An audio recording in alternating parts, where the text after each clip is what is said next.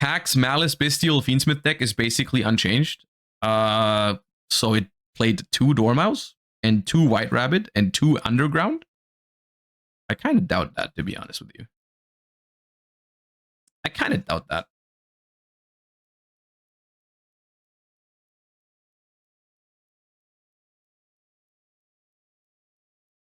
It played 1 Rabbit? Really? 1 Rabbit, 3 Mouse? Oh, that's basic. That's basically... Is there a profile for that? Or is it just a list somewhere? We could take a look at that one. Because that might be the way you play... The way you play Malice now. Hold up, let me see.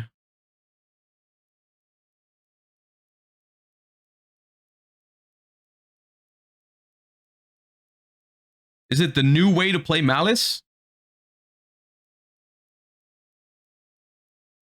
After this one? The new way to play Malice. Okay, sure, let's see it.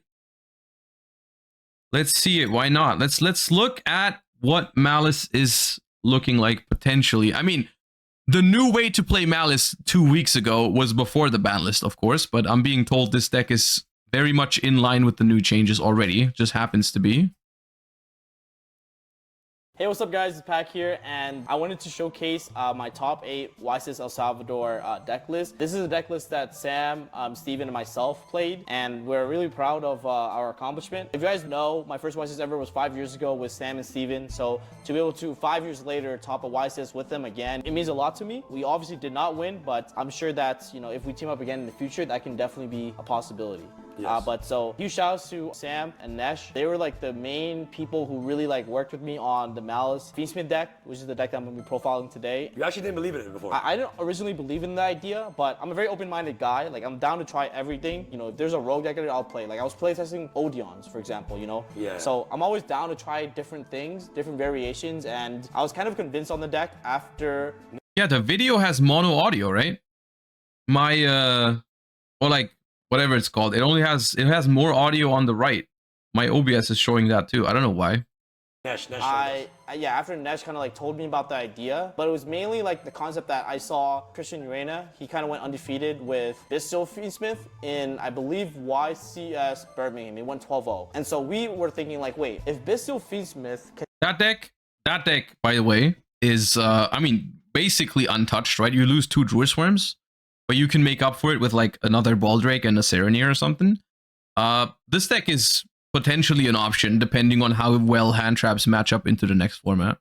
ICS Birmingham, he won 12-0. And so we were thinking like, wait, if Bestial Fiendsmith can go undefeated and it's good enough to win, maybe we play Bestial Fiendsmith, but we add a Malice engine to it to kind of like make it a little bit more explosive, right? Yes. And I like that idea basically. It's not like a Malice deck per se, because if you don't draw the Malice cards, you're basically just playing Fiendsmith control.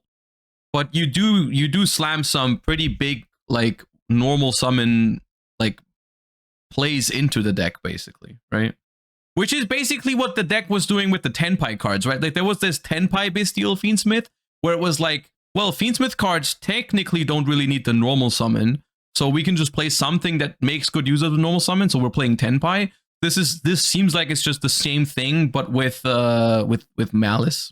And I think that's kind of like what kind of hit it for me, where I was like, oh wait, hold up. This is basically a Malice deck with a backup plan in the form of Bestial Fiendsmith. And the deck was super insane because a lot of people didn't expect that. So, for example, they would side Lance into me, but then I just beat them with just Fiendsmith cards. Or they would side, you know, a lot of Bestials, but I opened only Malice engine. So it's a very hard deck to like hand trap and interact with just for that reason alone. Yeah. But if you guys are interested in learning how to play the deck, learn a little bit more about it, Nesh, Sam, and I, we conjured up a spreadsheet for you guys where we showcase a lot of the combos. Like you'll see, for example, I don't play TB11. You know, originally I said don't play Dotscaper. Now I'm saying don't play TB11. And we were able to top a Wisest without it in our deck, just to prove it to you all that. You know, yeah, guys, I like this trend.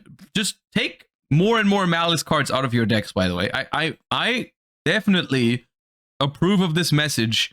I feel like we should maybe even take it a step further, you know, just like take out White Rabbit, take out Dormouse, take out Chessy Cat, take out Malice and Underground. I think this is a great concept. I can get behind it. Just do more of it, you know, just be a step ahead of your competition. It's not capped. Like, this is actually like living proof. So we'll have that in the description box for you guys below, so you guys can also learn the combos. And if you really want to get like an in-depth, really like line by line behind the scenes of how this deck was built, how to play the deck, then you can also get our masterclass as well. Guys, this deck is no joke. It literally, we solved the problem with Lancia and Chaos Hunter. Chaos Hunter doesn't even work against us because Engraver just sends Chaos Hunter to the graveyard. It doesn't matter, you know what I'm saying? Lancia doesn't hurt us because once they Lancia you, if you're playing against a Fiendsmith deck, they turn off their own Paradise, they turn off their own SPs, and you're just playing straight Fiendsmith. This deck is just so powerful. It's just so insane. Sometimes we like use our Malice cards to bait our opponent's Lancia and then use Fiendsmith so that they can't Bestial us. Yeah, eh? Training arc right now. You see him? It was guys back here again, and before we continue, Bro, can I see the cards? The sleeves and play. Let's get into the profile. 3 Dormouse, 1 Chessy Cat, 1 Rye Rabbit. We don't play more of these because they are. So, by the way, just to finish on that thought, right? The idea to add some good normal summons into the Bestial Fiendsmith deck is a good idea, I think. My only concern with this is that I don't think you're not adding strictly only good draws to it, right? Because some of these cards will not work the same way as others. Like when you draw a hand that's like hand traps and Bestials and a Fiendsmith, and then there's a Chessy Cat, it's not the exact same thing as like drawing Dormouse or White Rabbit. Or one of the trap cards is like the worst case scenario, right? Like if you play, they said there's no TB11, but if you just draw a GWC without any Malice cards otherwise, then that's not going to be a great draw. So it does come with a little bit of a downside, you know? Not really good starters by themselves. And so instead of looking at this deck as a 1-card combo type of deck, White Rabbit is a brick in this deck. I don't think it's a brick, right? Because you still, I mean, without TB11, it's not full combo, but it still like does something for you. But because it baits hand traps and stuff like that, it gives you a body plus follow-up and something to make Fiendsmith plays with. So it's not the worst. But I see what you're saying. If we don't play TB11, the 1 White Rabbit is not full combo. Basically try to like play without just, any like, extender. Really good Malice cards, and then these are just there for like the utility. The other issue with the Malice deck was that there was too many normal summons in the deck. Like we literally had too much. So we wanted to mitigate that issue by cutting the normal summons down and then playing the maximum amount of extenders, which is the 4 undergrounds with terraforming and then the 1 gold sarcophagus. One thing you need to understand and know is that in the Bestial Malice approach, if you activate like underground and you summon Dormouse and it gets stopped, it's a lot worse for you because it's very hard to extend from that position, right? But with any field spell and Engraver, you can end on the God board because the Fiendsmith card gives you 2 bodies plus the extra body from the underground, allows you to establish 3 bodies, allowing you to do like the best combo in the Malice deck, which is the goal of the deck, which is aiming to look for 3 bodies, right, to get to the link 3s. In the Fiendsmith version of the deck, the extenders, the field spells are actually a lot better than the hard names, which is something that we realized. That's why these cards are maxed out. And then for the engine requirement, no TB11, just GWC and MTP. That's it. We don't want to play TB11 because it's basically a brick. When you're going second, whenever you draw any of your traps, it's really bad and you're playing down a card. So we want to mitigate as much as possible and playing only the necessary engine requirements for the grind game. So our version of the deck beats all the Fiendsmith versions because we have White Binder, which outgrinds all the Fiendsmith cards. And then the MTP and the Malice cards are just really strong because it forces your opponents to interact early with the Malice cards, but the Fiendsmith cards generate so much body and they're very hard to interact with. I think we only need 2 of these. You don't need more. At some point, we almost didn't even play MTP and only just GWC because GWC gives you like the infinity grind game pretty much. But that's pretty much it for the Malice engine. You can see quite small, but this is still a Malice deck. Like Malice cards are like the most in our deck, but we just have a backup plan in case. Yeah, this is, I think, if you compare this directly to other variations of Fiendsmith Bestial, right? Obviously, the pure Fiendsmith Bestial is the one with the most room for non-engine, because that only plays like 3 normal summons in Lacrima. But the this one is like, compared to the 10-pipe package, this deck is going to have less non-engine in exchange for a more explosive combo. So basically with Fiendsmith, it's up to you as the deck builder and player in this case, like how much you want to go, like ceiling or non-engine or consistency. Like you can basically adjust it to your liking, right? Like you can play like slightly more explosive version with the 10-pipe cards with some more plays into seals and stuff, or you can just play pure Fiendsmith with the like best like the largest amount of non-engine and also like the best grind game in that regard. Or you can play this, which is like probably like one of the more explosive Fiendsmith decks. So it's quite adjustable. We don't have access to them. And what's crazy is that like post side too, like we're playing very minimal. And yes, with the new ban list, this deck loses 1 copy of Dormouse and 1 copy of the field spell, which initially I thought maybe you can just replace that by playing the second White Rabbit, but now that I've heard the concept of the deck, I don't actually think this deck wants to play 2 White Rabbit. So still, you're losing 2 of your best starters here still. So I wouldn't say that this goes untouched, right? Like if you look at all these cards on the screen right now, you've got like Goldsark, Terraforming, Malice and Underground, and Dormouse are your good starters, which is why you're maxing out of on them, which is 8, the number will go down to 6, which is not great. Like 6 to you're losing 25% of your starters basically. And all the other ones were already 1-0s because you don't want to draw them, right? Like the Chessy Cat, the White Rabbit, and the 2 trap cards. So going higher on those will not replace the quality of the other cards. And also you lose the Link Decoder. Like we're taking out so I'm not sure if this is the way to play Malice going forward. Like still, I think the same stuff that applies to the pure Malice deck applies to this kind of strategy. Taking out the terraformings, and we're just keeping like a very small Malice. So it's not dead, but it's like, yeah. We're also cutting that as well. Only 8 Malice cards in the deck, and then pull side you have so many hand traps. And then whenever they Lancia you, they just look stupid. We actually never lost when we got Lancia. Literally, never. I remember in top 16, I literally got double Lancia back-to-back turns, and I still beat my opponent because my opponent Lancias me in draw phase. I look at my hand, saw Fiendsmith cards. I'm like, great. And I just beat them with just Fiendsmith cards and hand traps, which is the beauty of it. Guys, I remember Lancia is not one-sided, so once they Lancia you, they cannot Bistio your engravers. Yes, exactly. Yeah. So that's what's really important. I once Lancia'd and then I couldn't use my drill beam.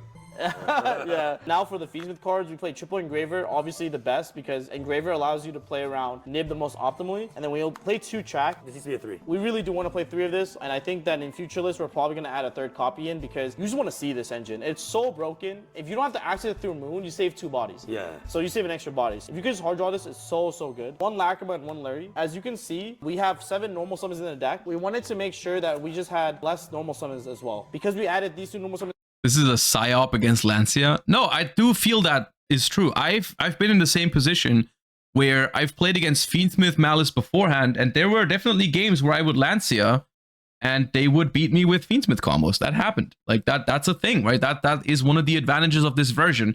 I wouldn't say it's completely immune to Lancia because sometimes you don't have your Fiendsmith cards. Like they're showing them here. It's not that many, right? Like if you normal summon a Malice card, you can't use Lure, you can't use Lacrima as your normal summon.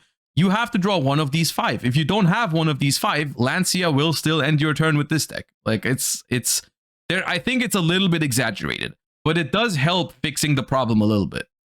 To our deck, we just wanted to make sure that they don't kind of like conflict. Also, you have to keep in mind because we have like Gold Sarcophagus, the field spells. If you open any of these Malice extenders with like hard draw Lacrima, hard draw Larry, it's really broken because these cards generate 3 bodies, or 2 bodies, and then with the field spell you have the last bodies. Yes, and remember guys, being able to make Gazare while Sequence on the field without using normal summon. If your normal summon gets stopped, you can use a normal summon and Sequence to make White Binder or Red Ransom to continue combo your play. On top of that, I already sent you the base deck on 24th of February on Discord. No, I looked at the thing you sent me. The link you just sent me, I've already seen it because you sent it to me on Discord. Yeah, I know that this concept was out there already. They called it the Malice bait deck even Joshua Schmidt likes. So yeah, I've watched this one previously. It just wasn't on stream because when it was sent to me, I just wasn't live. I just checked it out. So yeah, I've seen it. But yeah, this basically, if I remember correctly, this was like the same idea. I don't know how close the list is to this list. But this list was already this idea was already out there like a month ago. Insulating your board from cards like imperms and stuff like that from hand traps, right? So it's insane. We played the 1 Paradise because originally I didn't really like it. Originally I didn't play these 2 cards. I played just the 6 Fiendsmith monsters. The issue is you need these cards because when you draw just Fiendsmith, you need to make your Fiendsmith engine strong enough to still win. And so that's why I added the Paradise. It was really good for me. And in the grind game, post side, we always kept this card in. No matter what matchup, we always kept this card in because always. Basically the way we play our deck is we force our opponent to play with us in a grind game. And Paradise is a card that can just easily win you the grind game. It was really good for us. I caught a lot of my opponents off guard. I always kept this in. Even when I drew it, I didn't care. Because sometimes when they Lancia you, you can make Sequence into Desiree, and then you hard drew the Sequence, and you just set it, and then nuke your opponent's entire board. They can't come back from that. True. And then also you can make a bow, and then a bow can discard this. So it's never actually like a real break. Now, the Triple Rebellion. So this package is so broken because it has synergy with both Fiendsmith and... Yeah, so this actually puts a small emphasis on actually the Bestials as hand traps. It just plays like a regain package for card advantage, which is this is something you sacrifice when you're playing an engine that is this big in the Bestial Fiendsmith deck, right? Like there's only 3 Bestials in here that are actually hand traps. So like this deck going second into other Fiendsmith decks has less Bestials. Malice. So if you draw it with Fiendsmith, you get a draw of Necro Equip, and then it lets you end on Regain, SP, Desiree, which is like basically like double draw, triggering Magnamut. It's just like crazy broken. You have a really good grind game once you resolve that rotation. If you open Rebellion with like a Malice name, it's also really broken. Yeah. And going second, it's almost like a board breaker, so we didn't really mind it because if you activate Rebellion going second, you force your opponent to interact with it because you can get Jewish Worm, and then Jewish Worm can just send one of their cards. So Rebellion for Jewish Worm being able to send cards makes it so that these engines are like kind of like smashing grounds going second. That's really good for us because we can clear all their stuff. Yes. And then play a grind game. And that's Smashing okay. You know ground. what's crazy? And we also have a huge edge, not only against Lancia in the mirror, and the fact that Regain can shuffle back their cards to help you draw cards. Yep. Insane. Yeah, Regain was crazy. Basically, if you go first with Rebellion and you put a Regain against a Malice variant, you win the game instantly. Yeah, and because you also get infinite recursion of Magnamut. If you resolve Magma more than twice in a turn or in a game, you win the duel. Yeah. It's just too broken. And then of course now, non-engine. Flex spots, 3 Ash Blossom, 3 Effect Veiler, 3 Infinite Impermanence, 2 Ghost Ogre, and then 3 Nibru. We wanted to keep our deck around like the 40-ish range, so I think we're 42 cards total. I think these were like the best hand traps. Yeah. I didn't really... So same thing here. This is, I think it still classifies as like a Fiendsmith control approach, but it is way more explosive at the cost of having less non-engine. And I don't know if this is particularly always a positive. Like in some situations, yes. In some situations, no. Because in some matchups going second, you like to have heavier engine. In some matchups, you don't. Like it's difficult to say whether this is the way to play Fiendsmith moving forward. I think it's kind of, it doesn't seem very good to me post ban list to play like Fiendsmith cards, Bestials, hand traps, and then have like 6 good Malice starters, like Gold Sarcophagus, Terraforming, 2 Underground, 2 Dormouse. 6 good starters, but then you have to play like 4 bad ones too. Like Chessy Cat, White Rabbit, and the 2 trap cards are not ideal to start with in this deck. No Link Decoder is available. You've got still Lacrima and Lurie and Paradise are also in the Fiendsmith engine, not always great cards to draw. It doesn't feel like a super attractive concept to me compared to other things you could do with pure Fiendsmith. Mine them. I think they were all good. The monster hand traps were... Signet mining? You would never play Signet mining in this strategy. This strategy is very, very grindy and focused on card advantage. I don't think you would play Signet mining in it. Because if you play Fiendsmith control and you get ashed on Signet mining, you probably lose the game off of that interaction. Because you're trying to grind with your opponent and like beat them in the long game, and just losing 2 cards to an ash like that, you probably get overwhelmed instantly. Really good because, like I said, if you start the field spell and you get stopped on Dormouse, you can then normal summon like an Ash, normal summon an Ogre, normal summon a Veiler, make Moon into Requiem, and then summon Lacrima, dump Engraver, bring back Engraver, and end on IP plus Lacrima Engrave. Yeah. So it turns hand traps into like multiple interactions, especially when... Also, yeah, this is weaker into something like Dominus Purge if you play Signet Mining, which is a card that you're going to see next format, right? There's some decks that can play Dominus Purge, like Fiendsmith Odeon and Blue Eyes can definitely play Dominus Purge.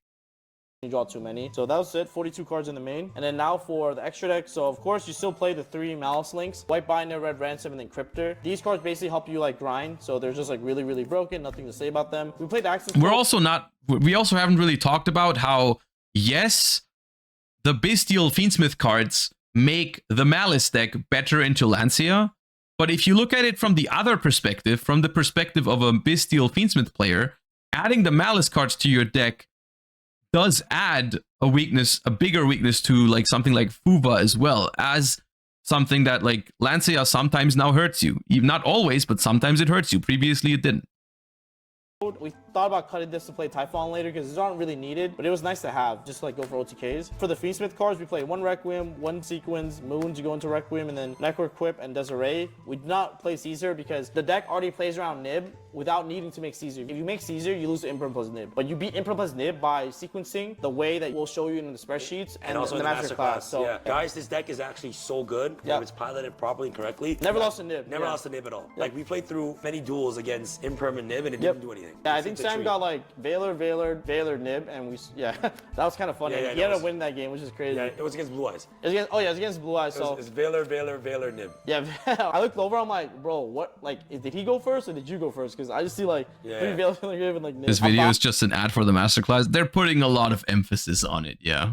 I don't know. How really easy to make this deck. So basically, all the engravers, all the lacrimas, they're counted as one Fiend monster. And then you have a Link 3 plus engraver, Link 3 plus lacrima. You just make this for free. There's a lot easier to tutor this. Yeah, and by the way, there was a play, Hawk used Lancia right during the main phase, and then his opponent called by him. Call by the Lancia. Yeah, called by the Lancia, and then he chain a bounce. Chain a bow, bring back the Lancia to dodge the call by. That's crazy. Some demonic secrets. Then we played SP. So basically, the whole concept of the deck is you play SP a bow control. You don't need many go first extra deck cards. These cards are enough to win you the game. You basically tag these two out, have an infinite grind game. A bow and SP coming back is just GG's. A bow also basically so that in the semi phase you draw like 8 cards, 9 cards. It's just too good. And then we have Dark Charmer. Take away your opponent's Dark Monster from the Malice Mirror. The Fiendsmith cards can also access Dark Monsters because you can go into Network Equip, which is broken. And then you can crash Dark Charmer in to get access to Malice Engine. IP to make the half board. It's part of the end board as well. Lizardos for, you know, Malice Engine. And then 1 Link Decoder. So that's it for the 15. Now for the side deck, guys. Pretty standard. We side as many blow. I mean, the side deck probably doesn't transfer to this next format because it's different. But the general idea of the deck,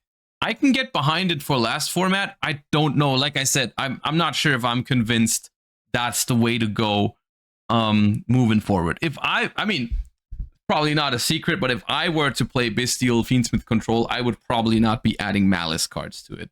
It's not something I think. Yeah. I don't know.